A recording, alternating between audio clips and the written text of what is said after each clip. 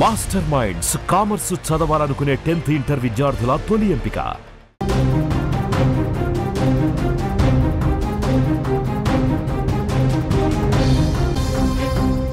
Breaking news చూస్తున్నాం. హైదరాబాద్ జీడిమెట్లలో ఈ దారుణం జరిగింది. ఫోక్ సింగర్ అంజలి దారుణ హత్యకు గురైంది. కుమార్తె చేతిలోనే హతమైంది. ఇన్స్టా ప్రేమ కోసం తల్లినే హత్య చేసినటువంటి పరిస్థితి. 8 నెలల క్రితమే నల్గొండకు చెందిన శివతో పరిచయం ఏర్పడింది. 10వ తరగతికే ప్రేమ ఏంటి అంటూ తల్లి మందలించడంతో వారం క్రితం శివతో బాలిక వెళ్ళిపోయింది. 3 రోజుల క్రితమే మళ్ళీ ఇంటికి తిరిగి వచ్చింది. తల్లి అడ్డు తొలగించుకోవాలి, నేను ప్రియుడితో సుఖంగా ఉండాలి అంటే తల్లి అడ్డు తొలగిస్తేనే ఇది సాధ్యమవుతుందని భావించి ప్రియుడి సోదరుడితో కలిసి దారుణంగా హత్య చేసినటువంటి పరిస్థితి. అంజలి చాకలి ఐలమ్మ ముని మనోరాలుగా తెలుస్తోంది. అంజలి ఫోక్ సింగర్, ఉద్యమ పాటలు పాడుతున్నటువంటి నేపథ్యం కూడా ఉంది. జీడిమెట్లో దారుణానికి సంబంధించిన వార్త మనం చూస్తున్నాం. ప్రముఖ ఉద్యమ గాయని ఫోక్ సింగర్ అంజలి సొంత కూతురు చేతిలోనే దారుణంగా హత్యకు గురైనటువంటి పరిస్థితి ఉంది. ప్రియుడితో కలిసి తల్లిని చంపేసింది. 10వ తరగతి చదువుతున్న ఈ బాలిక ఈ దారుణానికి ఒడిగట్టడం నివ్వెరపరుస్తున్నటువంటి పరిస్థితి ఉంది. అంటే ముగ్గురు కూడా మైనర్లు.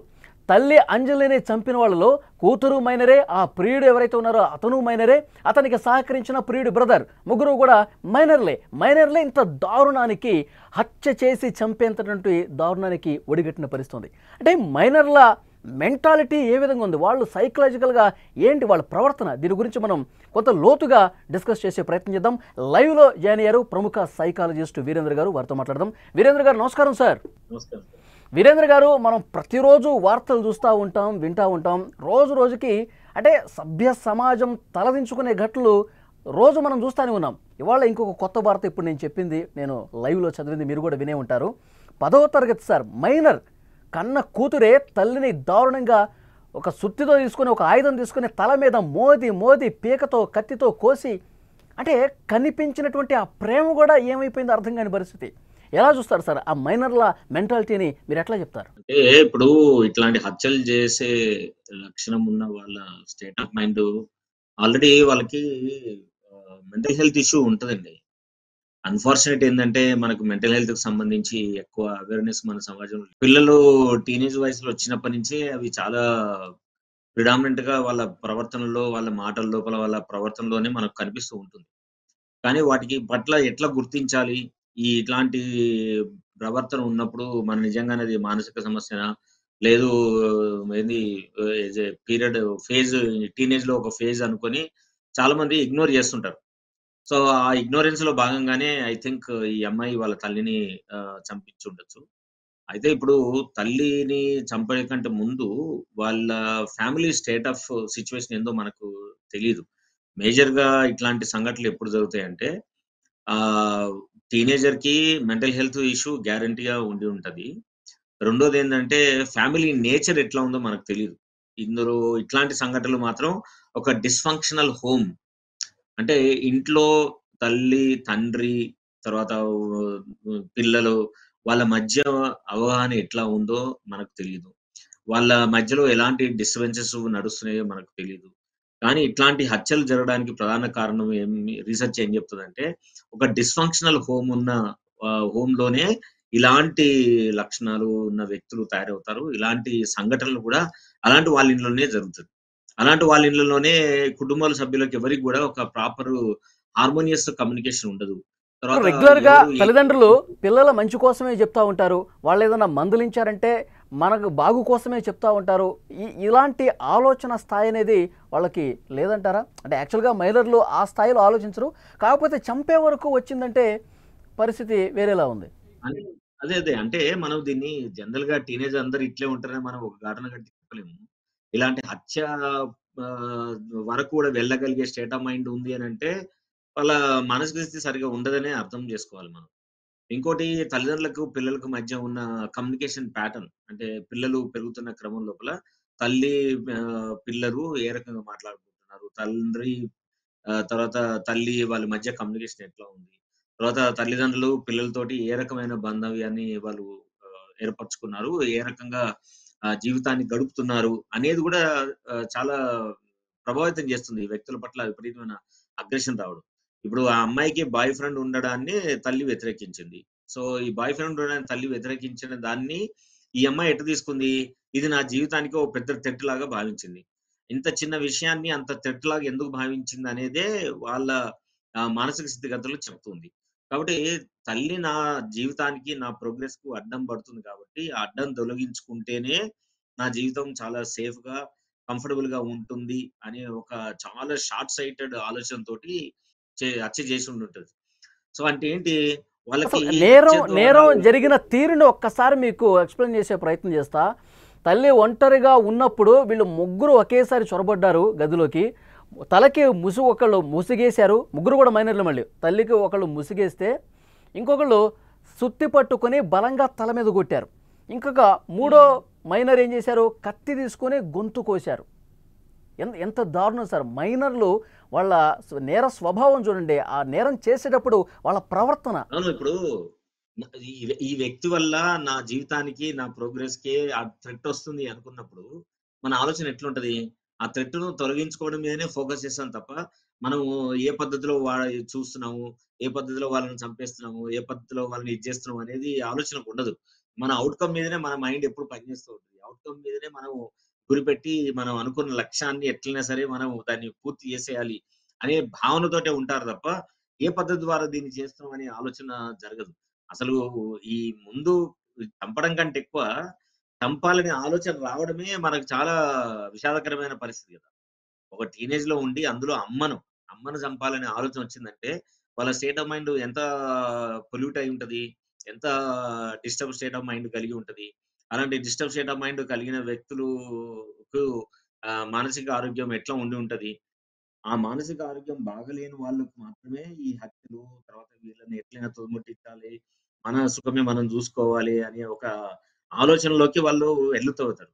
ఈ ఎళ్ళడానికి ముందు ఏంటి చెప్పారు మేజర్‌గా వాళ్ళ మైండ్ పూర్తిగా ఏ స్థాయిలో పొల్యూట్ అయిపోయిందన్నారు. అంటే పొల్యూట్ కావటానికి దారి తీసినటువంటి పరిస్థితులు ఏమై ఉండొచ్చంటారు? ఆ ప్రభావం. సార్ దీనికి ఒక 4, 5 కారణాలు నేను రాసాను. ఒకటి ఫ్యామిలీ డిస్‌ఫంక్షన్ ఉంటది. అండ్ ఫ్యామిలీ లోపల కాన్‌ఫ్లిక్ట్స్ ఉండొచ్చు. రెండోది పీర్ ఇన్‌ఫ్లూయెన్స్. తర్వాత ఇలాంటి సంఘటనలు జరిగినప్పుడు సమాజంలో రకరకాల వ్యక్తులు రకరకాలుగా రెస్పాండ్ అయ్యుంటారు.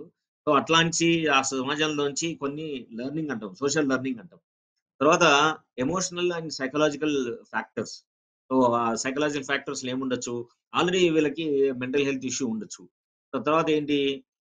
ప్లానింగ్ అంటే ఇది ఎట్లా మనం ఈ అడ్డును మనం ఎట్లా తొలగించుకోవాలి అనే ఆలోచన వచ్చినప్పుడు, ఈ ముగ్గురే ఉండొచ్చు. ఇంకొక నలుగురు గూడా ఎవరైనా వీళ్ళకి యాడ్ అయ్యి ఉండొచ్చు. తర్వాత మన యూట్యూబ్‌లో రెడీగా ఉంటాయి. ఎట్లాగో ఏం చేయొచ్చు అనేది గతంలో జరిగిన ఎన్నో సంఘటనలుంటాయి. సో, దాని ద్వారా అది గూడా ఒక గ్రూప్‌గా ఫార్మ్ అయ్యి, ఆ గ్రూప్ డైనమిక్స్‌ని డిసైడ్ చేయడం. తర్వాత ఈ సొసైటీలో ఎన్వైర్న్మెంట్ స్ట్రెసర్స్ వల్ల కూడా ఎక్కువ జరగొచ్చు. అంటే టూ మచ్ ఆఫ్ వాల్యూన్స్ ఎక్స్‌పోజర్ కావడం కావచ్చు. లేదు ఇలాంటి సంఘాలు జరిగినప్పుడు వయలెన్స్ ఏం చేశారు? అవతల వ్యక్తులు తల్లిదండ్రుల మీద ఎట్లా అటాక్ చేశారు? వద్దన్న వాళ్ళ పట్ల వాళ్ళు ఎట్లా ప్రవర్తించారు? అనే విషయాల గురించి పదే పదే యూట్యూబ్‌లో గానియండి, లేదు ఇన్ఫర్మేషన్ గాని చూస్తున్నారనుకోండి. ఇవన్నీ కూడా టీనేజర్ కూతురు వయస్సు మీద ప్రియుడితో చాలా పరిచయం ప్రభావం కూడా చూపేకి అవకాశం ఉంటది. ఇన్‌స్టాగ్రామ్ వేదికగా జరిగిందంట సార్. ఇన్‌స్టాగ్రామ్ వేదికగా వాళ్ళు కనెక్ట్ అయ్యారంట.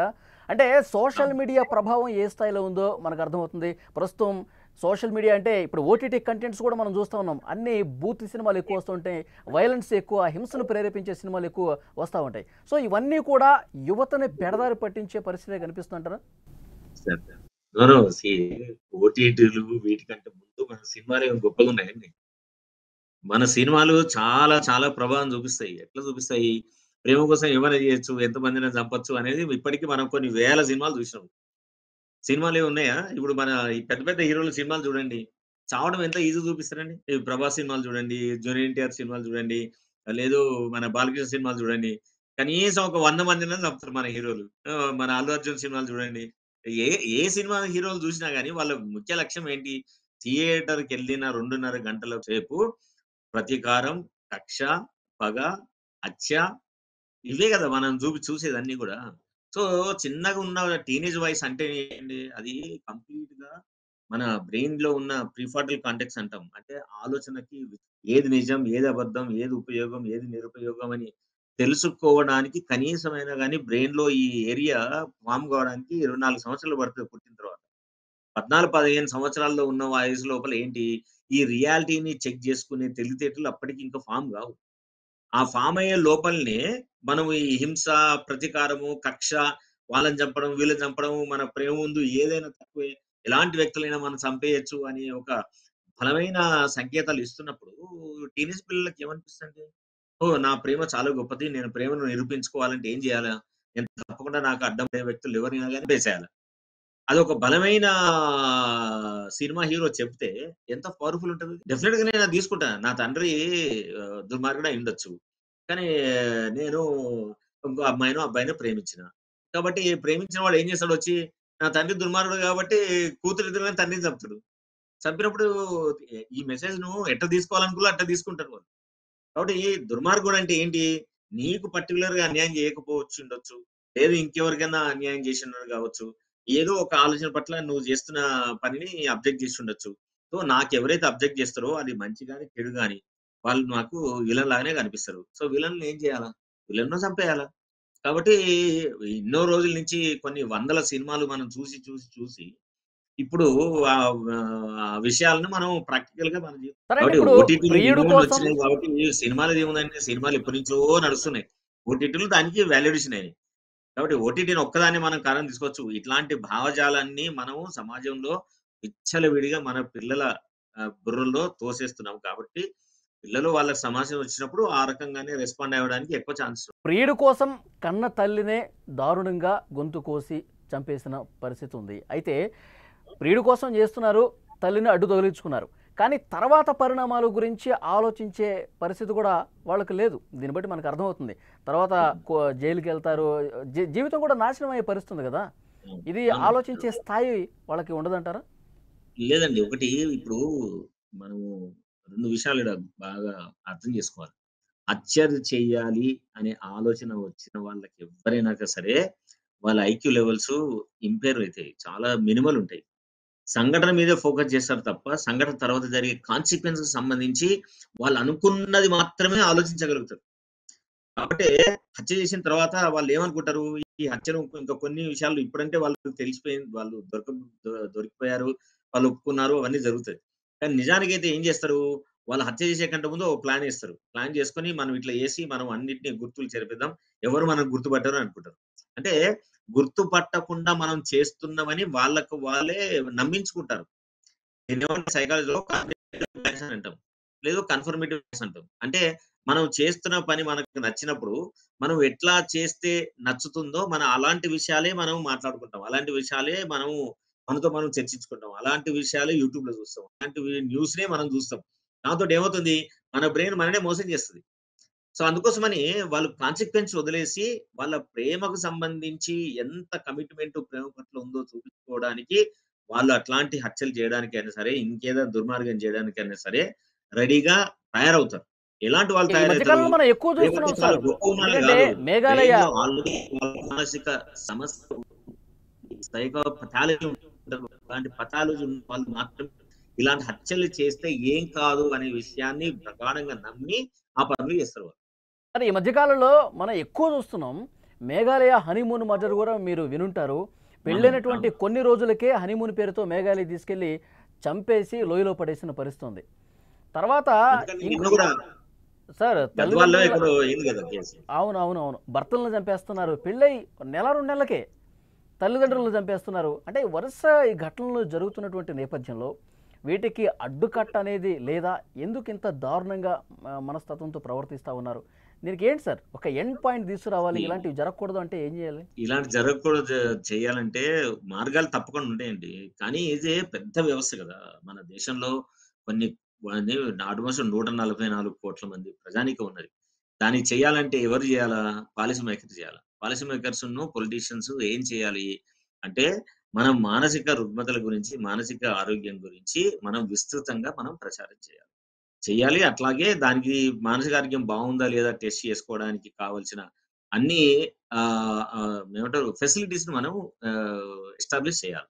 అవి చేయడానికి ప్రభుత్వాలు దే ఆర్ నాట్ సీరియస్. మనం రాకెట్‌లు పంపడానికి ఇష్టపడతాం. మనము కొన్ని వందల కోట్ల రూపాయలు మనం ఏంది పబ్లిక్ ఫంక్షన్‌లు చేయడానికి ఇష్టపడతాం. కానీ నిజంగానే మనిషికి ఏదైతే ఉపయోగపడుతుందో, మనం అలాంటి పనులు చేయడానికి ప్రభుత్వాలకి ఆలోచన ఉండదు. ఇది మన పొలిటీషియన్‌లు కావచ్చు, లేదు ఈవెన్ పాలిసీలో ఉన్న ఐఏఎస్ ఆఫీసర్‌లయినా గాని, వీళ్ళు దీని పట్ల నిజంగానే చిత్తశుద్ధితో ఉంటే ఎంతసేపు అండి, it's very easy to organise. ఇప్పుడు టీనేజ్ పిల్లలందరూ ఎక్కడ దొరుకుతారండి? మెజారిటీ ఆఫ్ ద టీనేజ్ పిల్లలు స్కూల్‌లో దొరుకుతారు. స్కూల్‌లో వచ్చే ప్రతి స్టూడెంట్ యొక్క హెల్త్ ప్రొఫైల్ అంటే ఫిజికల్ హెల్త్, సైకలాజికల్ హెల్త్‌ని మనం ప్రొఫైల్ చేయొచ్చు. అలాగే ఫ్యామిలీ హెల్త్ ప్రొఫైల్ కూడా మన స్కూల్‌లోనే ఎస్టాబ్లిష్ అయితది. ఇప్పుడు 90% ఆఫ్ ద చిల్డ్రన్ గ్యారంటీ స్కూల్‌కి పోతారు. లేదా అడల్ట్ అయితే కాలేజ్‌కెళ్తారు. సో, ప్రతి ఇన్‌స్టిట్యూషన్‌లో ఉన్న ప్రతి స్టూడెంట్ యొక్క ఫ్యామిలీ హెల్త్ ప్రొఫైలు, అది psychological as well as the physical, అలాగే పేరెంట్స్‌ది మొత్తం ఫైల్ చేసి పెట్టామనుకోండి. వాళ్ళు మనకు చిన్నప్పుడే దొరికిపోతది. వాళ్ళకు ఏమి మెంటల్ హెల్త్ ఇష్యూస్ ఉన్నాయో. సో, మెంటల్ హెల్త్ ఇష్యూ ఉన్నప్పుడు డెఫినిట్‌గా దాన్ని ట్రీట్ చేసామనుకోండి. అది అప్పుడే సమస్య పోతది. వాళ్ళు ఆరోగ్యంగా వాళ్ళ జీవితం గాని, వాళ్ళ కుటుంబానికి గాని ఏ నష్టం రాకుండా వాళ్ళ జీవితం నడిపించుకోవడానికి ఎక్కువ అవకాశం ఉంటుంది. బట్ ఈ కైండ్ ఆఫ్ థాట్ మన ప్రభుత్వాలు చేయకపోవడం చాలా శోచనీయం. మనము మ ప్రపంచంలోనే ఫోర్త్ బిగ్గెస్ట్ ఎకానమీ అని మనం జబ్బలు జరుచుకుంటాం. గొప్ప దేశం అని మనం చెప్పుకుంటాం. కానీ గొప్ప దేశం అంటే ఎప్పుడండి అంటే, దేశంలో ఉన్న ప్రజలు సంతోషంగా ఉండగలగడం, మంచి ఆలోచనతో కలిగి ఉండడం, మంచి బాల్యాన్ని మనం ఇవ్వగలగడం. ఈ 3 డైమెన్షన్స్ లోపల మనం ఆలోచించి, ప్రజలకి ఏం గావాలి? ప్రజలకి ఏం చేస్తే మన సమాజం శాంతియుతంగా ఉంటుందో అని ఆలోచించగలిగితే, తప్పకుండా మనం ఇదేంది దాన్ని ప్రివెన్షన్ జేయొచ్చు. ఈ హత్యలు పిల్లలు టీనేజ్ లెవెల్‌లో ఉన్నవాళ్ళు హత్యలు జేయకుండా తప్పకుండా ఆపగలిగే విషయమే తప్ప, ఆపలేనిది విషయం కాదు. ఇది కేవలం మన ప్రభుత్వాలు దీని పట్ల నిర్లక్ష్యం ఉండడం వల్లనే ఇది జరుగుతుంది. Thank you very much Virendra గారు, మంచి ఇన్ఫర్మేషన్ అందించారు. అది వాళ్ళ పిల్లల్లో చిన్నప్పటి నుంచే స్కూల్ స్థాయిలోనే వాళ్ళ మెంటల్ హెల్త్ అనేది సరి చేయాల్సినటువంటి అవసరం ఉంది. తల్లిదండ్రులు చిన్నప్పటి నుంచి పిల్లల పట్ల వాళ్ళు ఏ విధంగా ఉంటున్నారు, వాళ్ళు ఏం చూస్తున్నారు, ఏం చేస్తున్నారు ఒక గంట కనిపెట్టాలి. సో తల్లిదండ్రుల పెంపకంతో పాటు స్కూల్ స్థాయిలోనే దీన్ని కొంత జాగ్రత్తగా పరిశీలించాల్సినటువంటి అవసరం ఉందని చెప్పి తెలుస్తోంది.